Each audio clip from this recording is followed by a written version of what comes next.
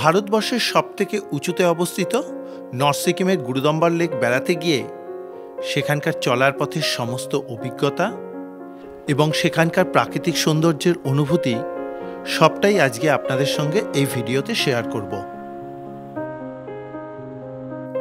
আমি চন্দন, আপনারা দেখছেন আমার ছোট্ট ইউটিউব চ্যানেল এক্সপ্লোরার রয়।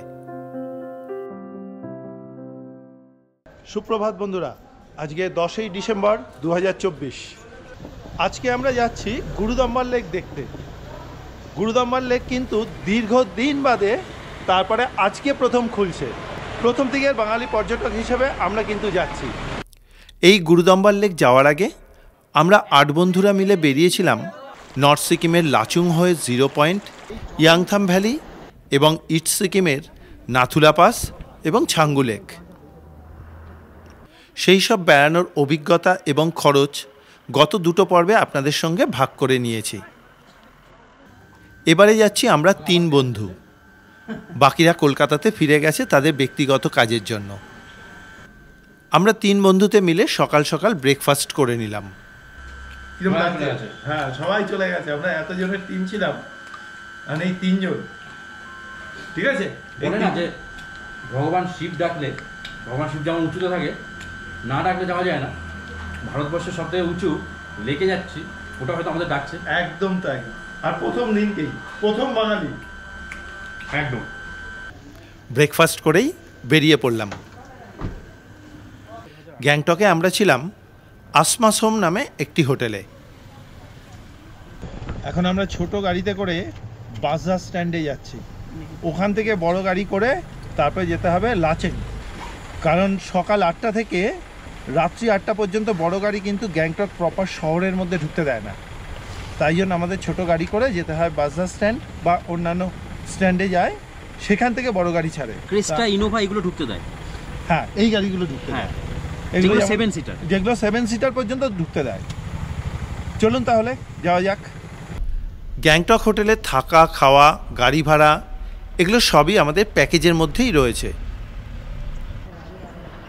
কিছুক্ষণের মধ্যেই পৌঁছে গেলাম বাজরা জিপ স্ট্যান্ডে। এখানে দেখি আমাদের জন্য গাড়ি রেডি করাই ছিল।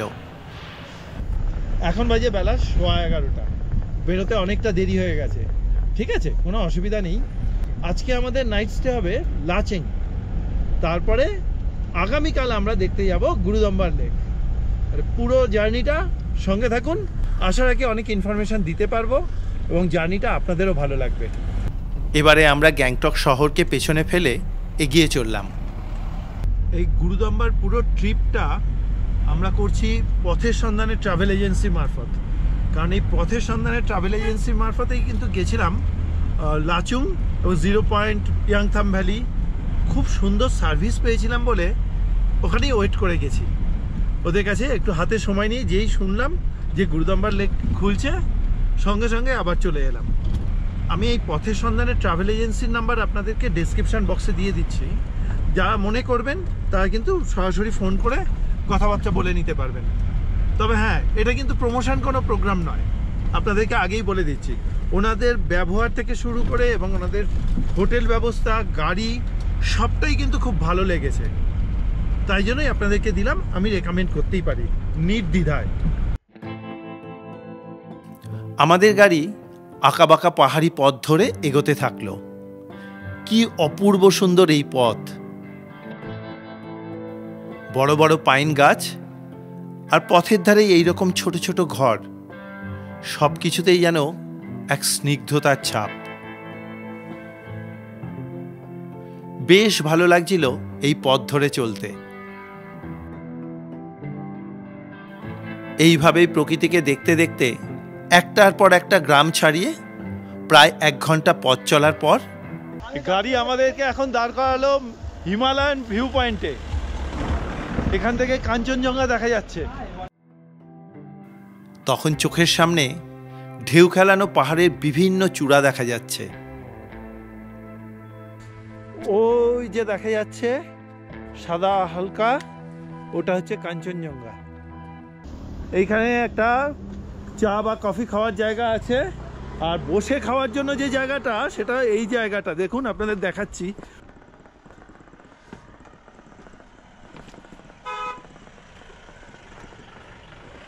ও, পুরো ঘরটাই কিন্তু কাঠ দিয়ে তৈরি করা হয়েছে। এবারে তাড়াতাড়ি করে গাড়িতে বসে আবার চলা শুরু, কারণ আজ আমাদের গাড়িতে প্রায় 125 কিলোমিটার গিয়ে লাচেনে পৌঁছতে হবে। ড্রাইভার সাহেব জানালো একবারে গেলে সময় লাগবে প্রায় 5.5 ঘন্টা মতো, কিন্তু আমাদের মাঝে দু একটা ভিউ পয়েন্ট আছে, আর তার সঙ্গে লাঞ্চ করার জন্য সময় লাগবে। বুঝতেই পারছিলাম লাচেন পৌঁছতে সন্ধে হয়ে যাবে। গাড়ি বেশ কিছুটা আসার পরে একটা ওয়াটারফলসের কাছে নামিয়ে দিল। এই ওয়াটারফলসটার নাম বাটারফ্লাই ওয়াটারফলস। সিঁড়ি দিয়ে কিছুটা নেবেই টিকিট কাউন্টার। ভাইয়া তিন মাথা পিছু 20 টাকার বিনিময়ে টিকিট কেটে ঢুকে পড়লাম। এই হচ্ছে বাটারফ্লাই ওয়াটারফলস। আমরা ভিউ পয়েন্টেই দাঁড়িয়ে কিছুক্ষণ ঝর্ণাকে উপভোগ করলাম। দেখলাম কেউ কেউ একদম জলের কাছেও পৌঁছে গেছেন। এবারে পাশের সিঁড়ি দিয়ে ঝর্ণার নিচের ধাপের দিকে চলে এলাম। এই জায়গাটা ফাঁকা থাকায় বেশ কিছু ফটো সেশন করে নিলাম। ঠিক এই জায়গাতে ঝর্ণার জল, তার সঙ্গে পাথরের গায়ে জমে থাকা শ্যাওলা, পুরো পরিবেশটাই একটা স্যাঁতস্যাঁতে ভাব। মনে হচ্ছিল যেন আদিম যুগে পৌঁছে গেছি। আমরা কিছুক্ষণ এখানে সময় কাটিয়ে বেরিয়ে পড়লাম। আমাদের গাড়ি এবারে এক পাহাড় থেকে অন্য পাহাড় হয়ে এগিয়ে চলল। চলার পথে পাহাড়ের গায়ে এইরকম সুন্দর সুন্দর রঙিন বাড়িগুলোর সাথে দূরে ওই নীল আকাশের নিচে ঢেউ খেলানো পাহাড়ের সৌন্দর্য যে কোনো মানুষ মুগ্ধ হয়ে যাবে।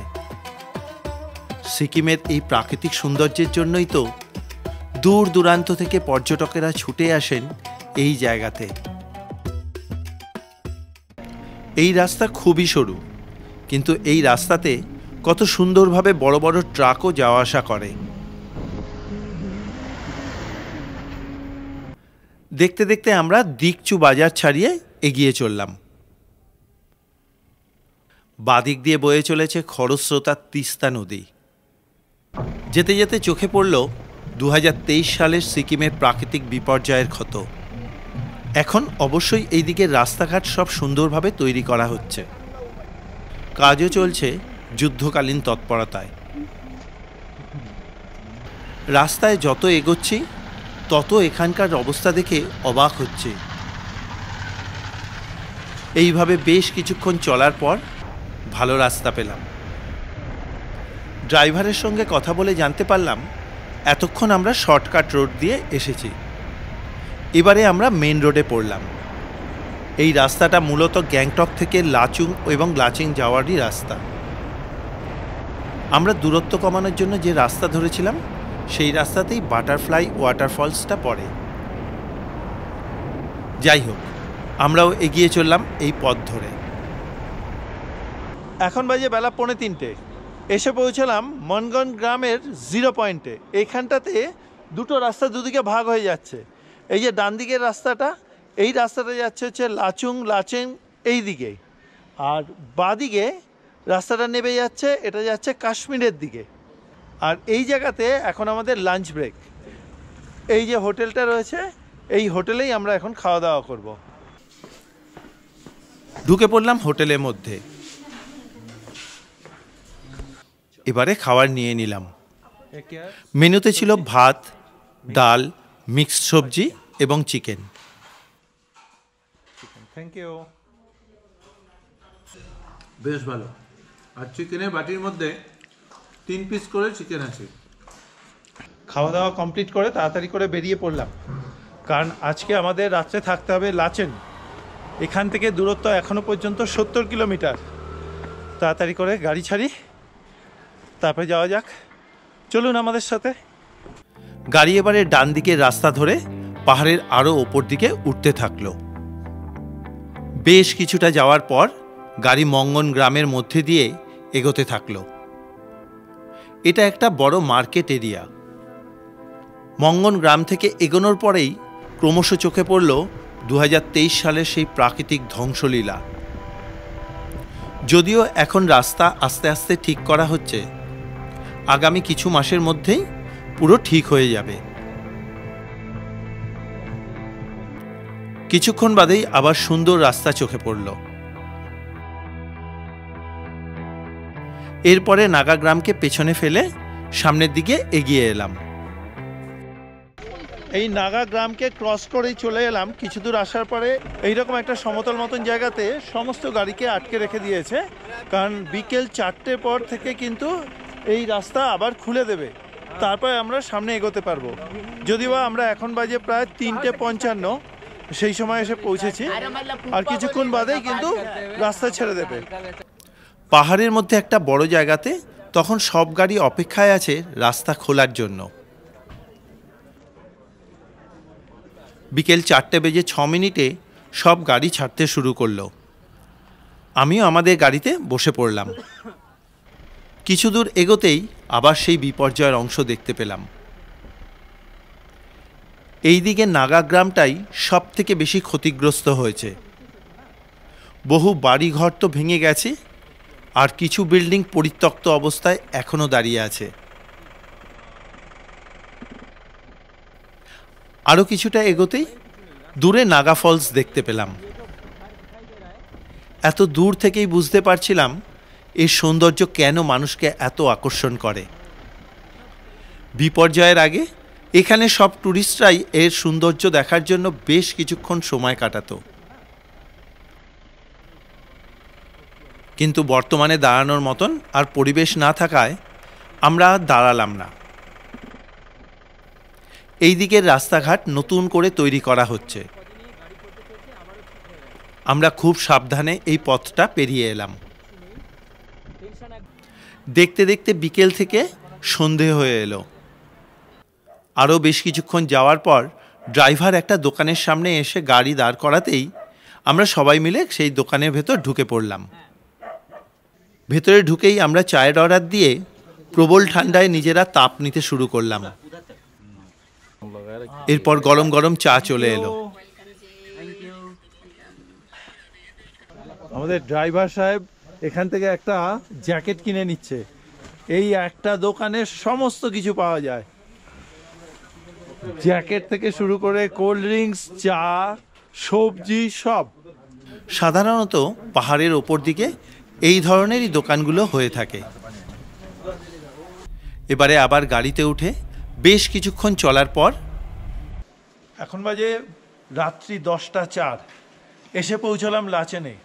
যে গাড়ি আমাদেরকে নামালো ঠিক পেছন দিকেই হচ্ছে আমাদের হোমস্টে, যেখানে আমরা থাকবো। এখন টেম্পারেচার -5, প্রচণ্ড ঠান্ডা লাগছে। ফুলাতার জ্যাকেটটা ভেতরে ঢোকানো, তাই আর এখানে কোনো কথা নয়, তাড়াতাড়ি ভেতরে যাই। চলুন।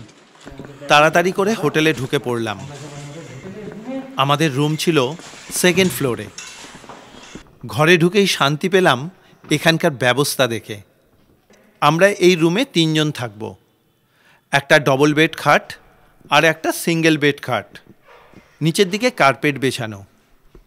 ঘরে সোফা সহ টেবিল, আলমারি সমস্ত কিছুই রয়েছে। ওয়াশরুমে গিজার সহ সমস্ত সুবিধা রয়েছে।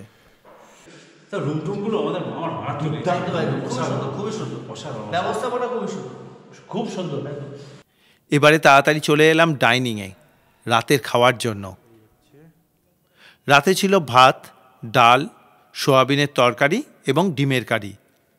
ও মাই গড, রতনদা, ওরে বাবা রে, কি ঠান্ডা গো। খাওয়া দাওয়া করে আজকে খুব তাড়াতাড়ি শুয়ে পড়ছি, কারণ কালকে ভোর 5টায় উঠে 5:30টায় বেরোতে হবে। তাই জন্য আর সময় নষ্ট না করে এখনকার মতন গুড নাইট। সুপ্রভাত বন্ধুরা, আজকে 11ই ডিসেম্বর 2024। রেডি হয়ে পড়েছি ভোর ভোর। এখন বাজে সকাল 6:25। বেরোনোর কথা ছিল এরও আগে, লেট হয়ে গেছে।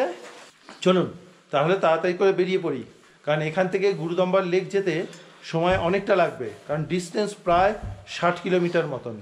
আবার আজকে ফিরে আজকে আমরা আবার গ্যাংটক যাব। চলুন। এই মুহূর্তে টেম্পারেচার 4 ডিগ্রি।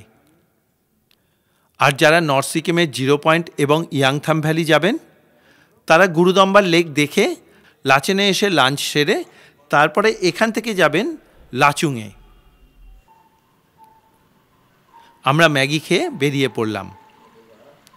আমাদের সঙ্গে কিন্তু অক্সিজেন সিলিন্ডারও রয়েছে, এটা গ্যাংটক থেকেই নিয়ে এসেছিলাম। এটা কিন্তু সঙ্গে রাখা খুব দরকার। চলুন, গাড়ি ছেড়ে দিল। এখন বাজে ঠিক 6:30। হোটেল থেকে বেরোতেই শুরু হলো এই রকম পাথুরে রাস্তা। রাস্তার ডান দিক দিয়ে বয়ে চলেছে লাচেন নদী। আমাদের গাড়ি আস্তে আস্তে এগিয়ে চলল। পথ চলতে চলতে আমাদের মনে ভয় লাগলেও এখানকার চারদিকের প্রাকৃতিক সৌন্দর্য আমাদেরকে মুগ্ধ করেছে। এইভাবে চলতে চলতে একসময় আমরা লাচেন নদীকে পেরিয়ে এলাম। তখন আমাদের বাদিক দিয়ে বয়ে চলেছে চঞ্চলা লাচেন নদী, আর চোখের সামনে বরফে মোড়া পাহাড়ের চূড়া। সব কিছু মিলেমিশে এক স্বর্গীয় পরিবেশ আমরা অনুভব করলাম। ঠান্ডা কতটা এখন বলতে পারবো না, কারণ এখানে কোনো মোবাইলের টাওয়ার নেই, সিগন্যাল নেই, নেট নেই, কিচ্ছু নেই। শুধু মনের শান্তি আর আনন্দ, চারদিকে পরিবেশ। মানে বলতে পারবো না কি মজা হচ্ছে। কিছু দূর এগোতেই রাস্তার পাশে বরফের দেখা মিলল, আর সামনে পাহাড়ের গায়ে বরফের পরিমাণও বাড়তে লাগলো। এরপরে আরো যত এগোতে থাকলাম বরফের পরিমাণও বাড়তে থাকলো। দেখলাম রাস্তার ওপরে বরফ জমে শক্ত হয়ে রয়েছে। এখন এই জায়গাটা চারিদিকে বরফের চাদরে ঢাকা পড়েছে। দূরে ওই চাষের ক্ষেতগুলো থেকে শুরু করে সামনে বাড়ি ঘর সবকিছুতেই বরফ আর বরফ। অপূর্ব সুন্দর লাগছে চারদিকের পরিবেশ।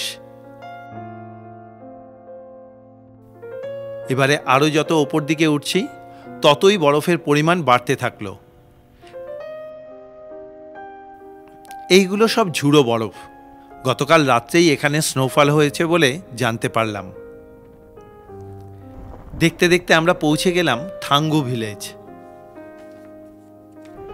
থাঙ্গু ভিলেজ থেকে আরো কিছুটা এগোতেই শুরু হয়ে গেল বরফের সাম্রাজ্য। চারদিকে সাদা হয়ে ঝুড়ো বরফ ছড়িয়ে রয়েছে। এই অপূর্ব সুন্দর জায়গায় একবার গাড়ির থেকে না নেবে আর পারলাম না। প্রচণ্ড ঠান্ডা। ড্রাইভারকে বললাম একটুখানি গাড়ি দাঁড় করাতে। দেখুন, এ কি বলবো বলুন, এ ভাষা দিয়ে প্রকাশ করা যায়? এই হচ্ছে আমাদের ভারতবর্ষ, এই হচ্ছে আমাদের মাতৃভূমি। এই ভারতবর্ষ যদি ঘুরে বেড়াতে পারি, আমার মনে হয় সারা বিশ্ব ঘোরার মতনই একটা আলাদা অনুভূতি পাবো। ভারতবর্ষে কি নেই? সমুদ্র, পাহাড়, মরুভূমি সব কিছু আছে। চলুন এর আশপাশটা একটু ঘুরে দেখে নিই। এই পাহাড়ি বস্তিতে কয়েকটা মাত্র ঘর রয়েছে। জানতে পারলাম গরমের সময় এখানকার স্থানীয় মানুষজন থাকে, আর শীতের সময় নিচের দিকে চলে যান। দু একটা দোকানও আছে, চা, কফি, ম্যাগি এইসব পাওয়া যায়। পাশেই দেখলাম পাহাড় থেকে নেমে আসা জলের ধারা জমে বরফ হয়ে ঝর্ণা হয়ে স্থির হয়ে দাঁড়িয়ে আছে। এখানকার চারদিকে প্রাকৃতিক শোভা অকল্পনীয় সুন্দর। মনে হচ্ছিল এটাই বুঝি স্বর্গ। আমি কিছুক্ষণের জন্য অবচেতন মনে ছোট বয়সে ফিরে গেছিলাম। আজকের এই ভিডিও আপনাদের কীরকম লাগছে অবশ্যই একটা মতামত জানাবেন কমেন্ট বক্সে। এটা আপনাদের কাছে আমার তরফ থেকে একটা রিকোয়েস্ট রইল, কারণ আপনাদের মতামতগুলো আমার কাছে অনেক বেশি গুরুত্বপূর্ণ নতুন ভিডিও তৈরি করার জন্য। এরপরে কিছুটা এগোনোর পরেই দাঁড়াতে হলো। বেশ কিছুক্ষণ দাঁড়িয়েছিলাম, কারণ সামনে রাস্তা পরিষ্কার হচ্ছিল। এই জায়গাটায় ছবি তুলতে পারলাম না, তার কারণ হচ্ছে এটা পুরো আর্মি এরিয়া। আমরা প্রায় আধ ঘন্টা মতন এখানটাতে দাঁড়িয়েছিলাম। চলুন এখন গাড়ি ছাড়লো, আবার যাচ্ছি।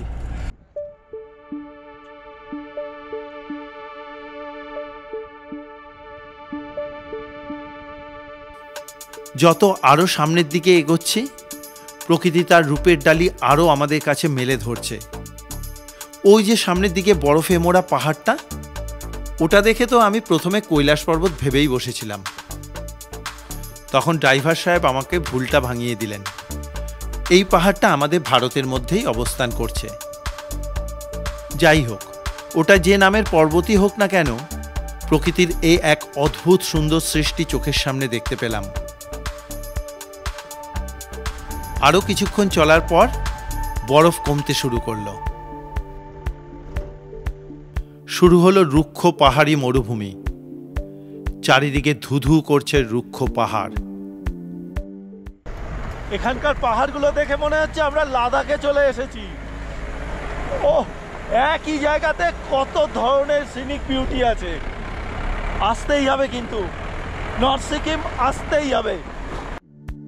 এ এক অদ্ভুত সৌন্দর্য, যেখানে কোনো গাছপালা নেই, রয়েছে নীল আকাশের নিচে বিভিন্ন রং বেরঙের পাহাড়। কোনো পাহাড় ধূসর রঙের, আবার কোনোটা বাদামি রঙের, আবার কোনোটা কালো রঙের। সত্যি প্রকৃতির কি সৃষ্টি!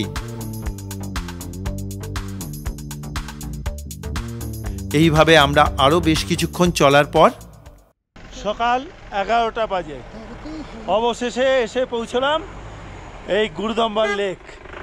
জীবনের অনেক দিনের অপেক্ষার আজকে অবসান। কি প্রীতম? একদম यार বলতে সত্যি আজকে মনের ভেতরে যে আনন্দ হচ্ছে এই প্রকাশ করতে পারবো না। চলুন আর সময় নষ্ট না করে আমরা যাই। আর এখানে বেশি কথা বলা যাবে না, এখানে অক্সিজেনের খুব খামতি আছে, অক্সিজেন খুব কম আছে। তাই জন্য আমরা আস্তে আস্তে যাই, গিয়ে যতটুকু পারবো আপনাদেরকে দেখাবো। চলুন আমার সঙ্গে। আমরা গাড়ি থেকে নেবে কিছুক্ষণ দাঁড়িয়ে এখানকার উচ্চতা শরীরের সঙ্গে মানিয়ে তারপরে আস্তে আস্তে হেঁটে চললাম। এই জায়গাতে অক্সিজেন কম থাকার কারণ আমরা ট্রি লেভেল থেকে অনেকটা ওপর দিকে উঠে এসেছি। চারিদিকে ধুধু করছে রুক্ষ পাহাড়ি জমি, আর তার সঙ্গে ভীষণ ঠান্ডা হাওয়ার দাপট। এইভাবে কিছুটা হেঁটে আসার পর এই পৌঁছে গেলাম গুরুদম্বার লেক। অপূর্ব সুন্দর, দেখুন। এই গুরুদম্বার লেক ভারতবর্ষের সব থেকে উঁচুতে অবস্থিত। এটি সমুদ্রপৃষ্ঠ থেকে ৫,৪৩০ মিটার উঁচুতে অবস্থান করছে। এই উচ্চতার কারণে এই লেকের জল প্রায় সারা বছরই বরফে ঢাকা থাকে। ৩ দিকে উঁচু উঁচু পাহাড়ের মাঝে প্রায় ৫.৫ কিলোমিটার লম্বা এই গুরুদম্বার লেক দেখতে অকল্পনীয় সুন্দর। সব বাঙালি তো দেখছি, সব বাঙালি। কোথা থেকে এসছেন? দীঘা দীঘা দীঘা। পূর্ব মেদিনীপুর কাঁথি বলে সবাই চেনে। হ্যাঁ, দীঘা বলতে হবে না। কি অবস্থা? কোনো অসুবিধা হচ্ছে? হ্যাঁ, একটু প্রবলেম হচ্ছে, নিঃশ্বাস হালকা প্রবলেম। কি ধরনের প্রবলেম হচ্ছে? শ্বাসকষ্ট, মাথা ঘুরছে?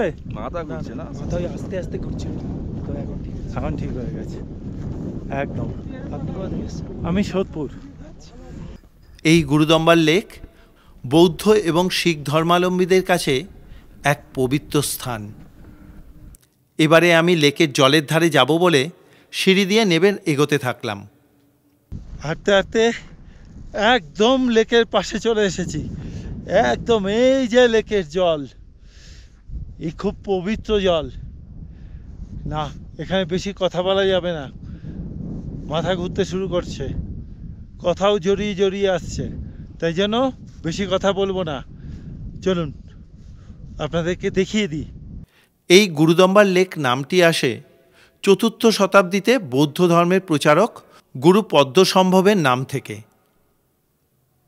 আগে এই লেকটির নাম ছিল দোর্জে নাইমা হ্রদ। জনশ্রুতি আছে গুরু পদ্মসম্ভব তিব্বত থেকে ফেরার সময় এই হ্রদটি পরিদর্শন করেন। সেই সময় সারা বছর পুরো লেকের জল বরফ হয়ে জমে থাকত। সেই জল কেউ কখনো ব্যবহারই করতে পারত না। তখন স্থানীয় মানুষরা গুরু পদ্মসম্ভবকে পেয়ে তার কাছে এই অসুবিধার কথা জানালে তিনি এই লেকের একটা দিকের জল স্পর্শ করে বরফ মুক্ত করে দেন। এবং সেই জায়গা আজও বরফমুক্ত থেকে স্থানীয় মানুষের জলের সমস্যার সমাধান করছে। আবার শিখ ধর্মাবলম্বীদের কাছে এই লেকটি গুরু নানক প্রথম পরিদর্শন করে স্থানীয়দের জলের সমস্যার থেকে মুক্তি পেতে আশীর্বাদ করেছিলেন। ওই ওখান দিয়ে এসেছি, সবাই ওখান থেকেই দেখছে, ওই যে সবাই দর্শকরা দেখছে। তারপরে আমরা ওই দিক দিয়ে এলাম, এসে এই পথ দিয়ে ঘুরে এখন লেকের এই দিকটাতে এসে গেছি। এখন আরও লেকের ওই দিকটাতে যাওয়ার ইচ্ছা। চলুন একটু যাই। পাশে পাথর বেছানো রাস্তা ধরে একাই হাঁটা শুরু করলাম। চারিদিক শুনশান, কোনো মানুষজন এই দিকে আসেনি।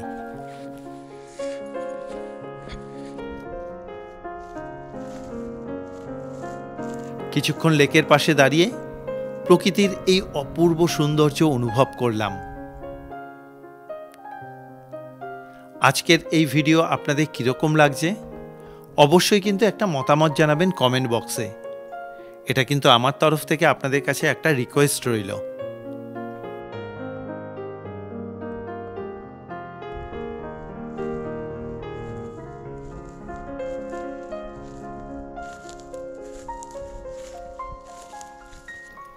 এবারে আরও বেশ কিছুটা এগিয়ে চললাম, যেখানে লেকটা বেঁকেছে সেই দিকটাতে।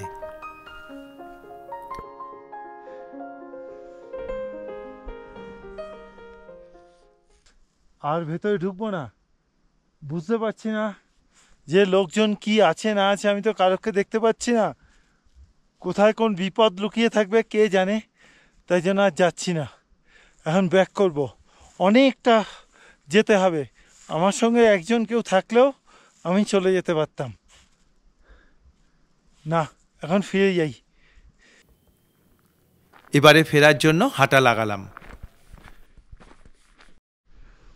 ওই যে ওখানে সবাই দাঁড়িয়ে আছে, হাঁটতে হাঁটতে অনেকটা চলে এসেছি। এইখান দিয়ে পুরো লেকটা পুরো গোল হয়ে ঘুরেছে। ঘুরে আমার যাওয়ার ইচ্ছা ছিল ওই দিকটা পর্যন্ত, কিন্তু সঙ্গে একটা লোককে পাইনি। একটা লোকও যদি আসতো তাহলে আমি ওই পর্যন্ত যেতাম। গুরুদম্বার লেক অনেকটা জায়গা মিলে প্রদক্ষিণ করতে পারলাম, এটা খুব কম মানুষ করতে পারে। আজকে স্বয়ং মহাদেবের অনেক কৃপা, আজকের ওয়েদার এত ভালো আছে, পুরো ঝকঝকে রোদ্দুর, তার সঙ্গে বেশি হাওয়াও দিচ্ছে না। আর আমি তো অক্সিজেন সিলিন্ডারও সঙ্গে করে নিয়ে আসিনি, ও তো ওই ওপরেই রয়েছে। চলুন, আজকে স্বয়ং মহাদেবের কৃপা আছে বলেই আমি এত দূর পর্যন্ত আসতে পেরেছি। ওই দূরের থেকে মানুষগুলো দেখে হাত দিয়ে ইশারা করে ডাকছে যে চলে আসার জন্য, না যাওয়ার জন্য। তবু স্বয়ং মহাদেবের নাম করতে করতে অনেক দূর চলে এলাম। চলুন এবারে ফিরে যাওয়া যাক।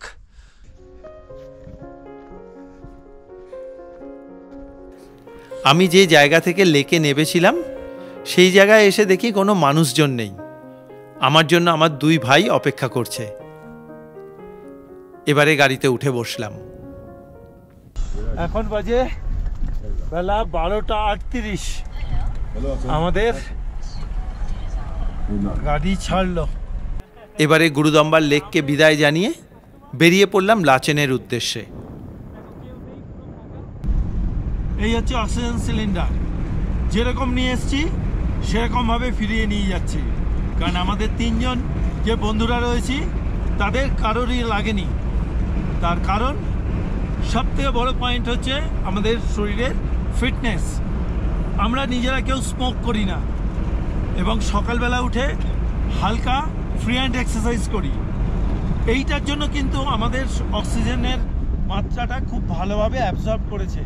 এখানে আমাদের এখানে এতটা উঁচুতে ওঠার পরে কোনো অসুবিধা হয়নি। অনেক মানুষ দেখেছি যারা সিগারেট খায়, এরকম মানুষ আছে, অসুবিধা হয়েছে। এবং যাদের শ্বাসকষ্টের প্রবলেম আছে ছোটো বয়স থেকে, তাদের জন্য অবশ্যই লাগবে, এটা অগ্রিম বলেই দিচ্ছে, তাদের লাগবেই লাগবে।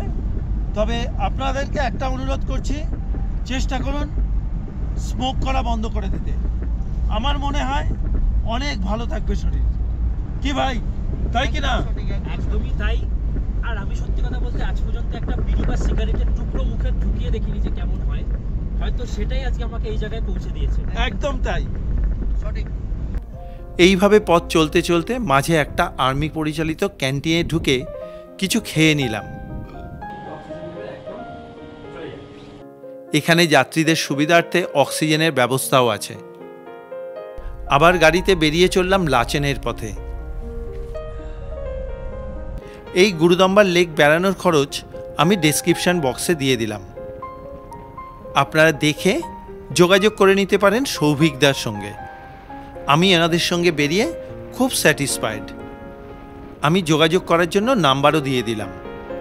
আপনারা মনে করলে সৌভিকদার সঙ্গে যোগাযোগ করে নিতে পারেন। এখন বাজে দুপুর 3:30। এই চলে এলাম আমাদের লাচেনের হোটেলে, যেখানটাতে আমরা গতকাল রাত্রেবেলা ছিলাম। এখন এখান থেকে লাঞ্চ করব, লাঞ্চ করে তারপরে বেরিয়ে যাব গ্যাংটকের উদ্দেশ্যে। আমরা ঢুকতে ঢুকতেই লাঞ্চ চলে এলো। আজকে এখানে লাঞ্চে আছে ভাত, ডাল, আলু ভাজা আর চিকেন কারি। এই খেয়ে তাড়াতাড়ি করে বেরিয়ে যেতে হবে। এখন বাজে 3:47। লাঞ্চ করেই সঙ্গে সঙ্গে বেরিয়ে পড়লাম। আর দেরি করা যাবে না, এখনো অনেকটা দূর যেতে হবে, সেই গ্যাংটক। তাহলে চলুন যাওয়া যাক। এবারে লাচেনকেও বিদায় জানালাম। দাদা আসলাম, টাটা। আজকের ভিডিও এখানেই শেষ করলাম। দেখা হবে আগামী পর্বে নতুন এক জায়গার সাথে। ততক্ষণের জন্য সবাই ভালো থাকবেন, সুস্থ থাকবেন। শুভ সন্ধ্যা।